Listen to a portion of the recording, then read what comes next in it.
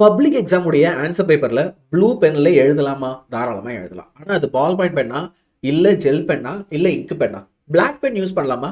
Stick pen use பண்ணி underline பண்ணலாமா? கலர்ஸ்ல எழுதலாமா? இல்ல சார், நான் லைக் ஒயிட்னர் யூஸ் பண்ணி தப்பு நின்னா அழிக்கலாமா? இந்த மாதிரி நிறைய கொஸ்டின்ஸ் உங்களுக்கு இருக்கு. அட, பேப்பர் எக்ஸ்ட்ரா மீந்து போச்சுன்னா அதை ஸ்ட்ரைக் பண்ணும். லெஃப்ட்ல இருந்து ரைட் ஸ்ட்ரைக் பண்ணுமா, ரைட்ல இருந்து லெஃப்ட் ஸ்ட்ரைக் பண்ணுமா? இப்படி கூட நமக்கு நிறைய கொஸ்டின்ஸ் இருக்கு. ஸோ என்னென்னலாம் நீங்க உங்களுடைய பப்ளிக் எக்ஸாம்ல நாளைக்கு பண்ணலாம், எதெல்லாம் பண்ணக்கூடாது, லிட்ரலி இருக்கிற எல்லா கொஸ்டினையும் ஒரே வீடியோவில் நான் ஆன்சர் பண்ண போகிறேன். பொறுமையாக எல்லாத்தையும் தெளிவாக கேட்டுக்க. தயவு செஞ்சு இந்த தப்பெல்லாம் பண்ணி போய் இவ்வளோ கஷ்டப்பட்டு படித்து மார்க்கை விட்டுட்டு வந்துடாதீங்க என் கண்ணுங்களா. சரியா? ஸோ என்ன மொதல் விஷயம், நீங்கள் ஃபஸ்ட்டு பேஜில் பண்ண வேண்டியதெல்லாம் ஒன்றே ஒன்று தான். உங்கள் ரெஜிஸ்டர் நம்பர் கரெக்டாக இருக்கா, பேர் கரெக்டாக இருக்கா, எக்ஸாமினேஷன் சென்டர் கரெக்டாக இருக்கா, ஸ்கூலு கரெக்டாக இருக்கா, குரூப் கோடு கரெக்டாக இருக்கா, subject, date of examination, photo எல்லாமே கரெக்டாக இருக்கா பார்த்துரு. சிக்னேச்சர், ஸ்டூடெண்ட் சிக்னேச்சர்னு உங்கள் ஃபோட்டோக்கு அப்படியே கீழே ஒரு இடம் இருக்கும். அங்கே தான் நீங்கள் உங்கள் சிக்னேச்சரை போடணும். வேற எங்கேயும் போட்டுறாத. எக்ஸாமினர் பக்கத்தில் வரும்போது அவர் எதற்க போடும், அவர் உங்களை கைட் பண்ணுவார். சரியா? தயவு செஞ்சு எந்த மால் ப்ராக்டிஸும் பண்ணிடாது. ஏன்னா பாருங்க, எக்ஸாம் பேப்பரில் உங்களுக்கு மால் ப்ராக்டிஸுக்குனே ஒரு செக்ஷன் கொடுத்துருக்காங்க. இதில் ஒரு டிக்கு போட்டால் உங்கள் லைஃபே முடிஞ்சு. நீங்கள் ஒரு சின்ன தப்பு பண்ணி கண்டுபிடிச்சாங்கன்னா கூட அதில் ஒரு டிக் போட்டுருவாங்க. சரியா? ஸோ தயவு செஞ்சு அதை பண்ணாது. இந்த ஏ செக்ஷன் தவிர ஃபர்ஸ்ட் பேஜில் நீங்கள் வேறு எங்கேயுமே கை வைக்க தேவையில்லை. அடுத்து ஆன்சர் எழுதும்போது ரெண்டு பக்கமும், ஆன்சர் புக்லெட்டோட ரெண்டு பக்கமும் எழுதுங்க. சரியா? அதில் எந்த பிரச்சனையுமே கிடையாது. இல்லை சார், நான் இந்த பக்கம் தெரியுன்றதுனால ஒரே சைடாக எழுதிட்டு வரேன், தயவு செஞ்சு அப்படிலாம் பண்ணுறாது. அடுத்து நீங்கள் மேக்ஸ் மாதிரி, ஃபிசிக்ஸ் மாதிரி, கெமிஸ்ட்ரி மாதிரியான எக்ஸாம்லாம் பண்ணும்போது கேல்குலேஷன்ஸ்லாம் வருதுன்னா ரஃப் ஒர்க் போட வேண்டியிருக்கும். ரஃப் ஒர்க்கை இங்கேயே ஒரு கோடு போட்டு பண்ணட்டுமான்னு கேட்பாங்க ஒரு சில பேர். சார், நான் இப்படி ஒரு கோடு போட்டு இங்கே பண்ணட்டுமா? கூடாது.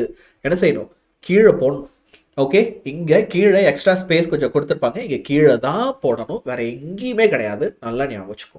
நெக்ஸ்ட், கொஸ்டின் நம்பர்ஸை தயவு செஞ்சு மறக்காம எழுது. இப்போ இந்த பிரச்சனை எப்போ தெரியுமா வரும்? இது வரைக்கும் நீங்கள் அப்படி ஒரு தப்பு பண்ணியிருக்கவே மாட்டீங்க. ஆனால் பப்ளிக் எக்ஸாம் ஹாலில் போய் உட்காரும் போது டென்ஷன் ஆகும், பதட்டம் இருக்கும். என்ன பண்ணுவோம், தெரிஞ்சதெல்லாம் முதல்ல எழுதுறேன்னு சொல்லி தெரிஞ்ச கொஸ்டின்லாம் எழுதும் போது நம்மளே ஒரு பயத்துல, பேனிக்ல எப்படியோ அந்த தப்பு வந்துடும். ஒரு சில இடத்துல கொஸ்டின் நம்பர் போடாம விட்டுருவேன், கொஸ்டின் நம்பரை மாத்தி போட்டுருவேன். அந்த தப்பு மட்டும் பண்ணிடவே கூடாது. ஏன்னா கவர்மெண்ட் ஸ்ட்ரிக்டா என்ன சொல்றாங்க, answers without question numbers and wrong question numbers will not be valued. Question நம்பரை தப்பா போட்டுட்டா கொடுத்துருக்காங்க பாருங்க, ராங் கொஸ்டின் நம்பர் போட்டா நீங்க ஆன்சரை கரெக்டா எழுதினா கூட மார்க் தர முடியாதுன்ட்டாங்க. அவ்வளோ கஷ்டப்பட்டு எல்லாம் வீணாயிடும். ஸோ கொஸ்டின் நம்பர்ஸை 1க்கு 10 வாட்டி செக் பண்ணிடு. சரியா? அடுத்து, leave space between 2 answers. 2 answer எழுதுறீங்கன்னா ஒவ்வொரு கொஸ்டினுக்கும் நடுவில் ஒரு ஸ்பேஸ் விடு. சரியா? என்ன செய்யணும்? ஒரு ஸ்பேஸ் விடணும். நெக்ஸ்ட், என்ன பென்னு யூஸ் பண்ணலாம், எப்படி எழுதலாம்? Answer must be legibly written either in blue or black pen. ஒன்று ப்ளூ பென்ல எழுதலாம், இல்லைனா பிளாக் பென்ல எழுதலாம். அப்படின்னா என்ன அர்த்தம்? ஆன்சர் பேப்பரில் ப்ளூ பென்ல எழுதுறேன்னா எல்லாமே ப்ளூ பென் தான் இருக்கணும். ஹெட்டிங் ப்ளூ பென்ல தான் இருக்கணும், ஆன்சர் ப்ளூ பென்ல தான் இருக்கணும், எல்லாமே ப்ளூவாக தான் இருக்கணும். சார், ஹெட்டிங் மட்டும் பிளாக்ல எழுதிட்டு ஆன்சரை ப்ளூவில் எழுதட்டுமா? வேண்டாம். இப்போ கவர்மெண்ட் வந்து நீங்கள் இந்த பென்னு தான் யூஸ் பண்ணணும்னு யாரும் சொல்லியிருக்காங்களா? இங்கு தான் யூஸ் பண்ணணும், ஜெல்லு தான் யூஸ் பண்ணணும், பால் பாயிண்ட் தான் யூஸ் பண்ணணும், இப்படி யாரும் சொல்லியிருக்காங்களா? அஃபிஷியலாக அவங்க அப்படி எதுவும் சொல்லலை. ஆனால் ஏன் சஜஷன், நீங்கள் இங்க் பென்ல எழுதுறது நல்லது. ஓகே, பால் பாயிண்ட் யூஸ் பண்ண போறீங்க, ஜெல் யூஸ் பண்ண போறீங்கன்னா நல்ல குவாலிட்டியானதா வாங்கி எழுதுங்க. ஓகே, ஜெல் சில நேரங்களில் வந்து பார்த்தீங்க அப்படின்னா அது ஒரு மாதிரி லைக் மறையும். ஓகே, ஜெல்லுலாம் எழுதுறீங்கன்னா பேப்பர் ஒரு வாரம் கழிச்சு தான் திருத்துவாங்க. நீங்கள் எழுதுறது என்ன ஆகிடும், மறைஞ்சிட வாய்ப்பு இருக்குது, ஒரு மாதிரி பிளர்ரி ஆகிடும். ஓகேவா? இங்க் பெனில் இந்த மாதிரி பிரச்சனை எதுவுமே வராது. நல்ல குவாலிட்டியான பேப்பர் தான் தருவாங்க. அதில் இங்க் பெனில் எழுதுனா சூப்பராக இருக்கும். ஸோ என் personal suggestion, blue ink, fountain ink வாங்கி ப்ளூ இங்க்கில் எழுதுங்க. அதான் பெஸ்ட்டு. தெளிவாக புரிஞ்சுக்கும். சரியா? இன்னொரு சஜஷன், புதுசாக இப்போ போய் ஒரு பெண்ணை வாங்கி முதல்ல அதை போய் எக்ஸாமில் எழுதாது. ஒன்று பெண்ணை வாங்கி இப்போவே 2-3 பக்கத்துக்கு எழுதி பார்த்துருங்க. ஓகேவா? இல்லைன்னா அங்கே போய் ஒரு பெண்ணை அப்படியே புதுசாக ஓப்பன் பண்ணி எழுத ஆரம்பிச்சேன்னா இந்த இங்கு பென்லாம் கீரும், பேப்பரில் கீரும். அந்த நேரம் பார்த்து எழுதாது, டென்ஷன் ஆகிடும், பயங்கர டென்ஷன் ஆகிடும். ஓகேவா? ஸோ இவ்வளோ நாள் எதை யூஸ் பண்ணீங்களோ அதையே யூஸ் பண்ணுங்க. என்ன பென்னாக இருந்தாலும் சரி, either you going to use gel pen or ball point pen or ink pen, நீங்கள் எப்பயுமே யூஸ் பண்ணுற பிராண்டே யூஸ் பண்ணுங்க. நல்ல குவாலிட்டியான பிராண்டாக இருக்கிறது நல்லதுப்பா. சரியா? அடுத்து, கிராஸ் பண்ணும்போது நான் எப்படி கிராஸ் பண்ணணும்? லெஃப்ட்லேருந்து ரைட்டா, ரைட்லேருந்து லெஃப்டா? ரைட்லேருந்து லெஃப்ட் கிராஸ் பண்ணு. சரியா? என்ன செய்ய போகிறீங்க? ரைட்ல இருந்து டுவர்ட்ஸ் லெஃப்ட் கிராஸ் பண்ண போகிறீங்க. சார் நான் வந்து ஒரு பயத்தில் தெரியாமல் என்ன பண்ணிட்டேன்னா இப்படி ஸ்ட்ரைக் பண்ணிட்டேன், தப்பா? கிடையாது கிடையாது, ஒன்றும் பிரச்சனை இல்லை, உயிர் போகிற பிரச்சனைலாம் இல்லை. ஆனால் ஸ்ட்ரைக் பண்ணிடு. எக்ஸ்ட்ரா பேஜ் இருக்குது, ஒரு பேஜில் நீங்கள் எதுவும் எழுதலை அப்படின்னா அதை ஸ்ட்ரைக் பண்ணுறது நல்லது. அடுத்து என்னெல்லாம் நீ பண்ணவே கூடாது அதை சொல்கிறேன். என்னெல்லாம் நீங்கள் பண்ணக்கூடாது? கொஸ்டின் பேப்பரில் ஆன்சர் மார்க் பண்ணக்கூடாது. அப்படி மார்க் பண்ணிங்கன்னா அதை மால் ப்ராக்டிஸ்ன்னு சொல்லிடுவாங்க. நீங்கள் ஆன்சரை சொல்லிக் கொடுக்க ட்ரை பண்ணிக்கணும். தயவு செஞ்சு கொஸ்டின் பேப்பரில் ஆன்சர்ஸ் மார்க் பண்ணுற பழக்கம் வேண்டாம். சரியா? அடுத்து பேப்பர் இருக்குல்ல, அதை டேமேஜ் பண்ணிடாது. நீ ஆன்சரை எழுதுகிற பேப்பர் தயவு செஞ்சு எதுவும் டேமேஜ் பண்ணுறாத, அதில் ஏதாவது கிழிச்சிடாத. இல்லை உனக்கு கிழிஞ்சு போய் தான் வருது, நீ கவனிக்கல அப்படின்னா தயவு செஞ்சு புதுசு வாங்கிடு. என்ன செய்யணும்? புதுசு ஒன்று வாங்கிடு. சரியா? இப்போ இதில் இன்னொரு விஷயம். Okay, sorry, don't write name and register number in any of the answer paper. இன்னொரு விஷயம் வந்து என்னது?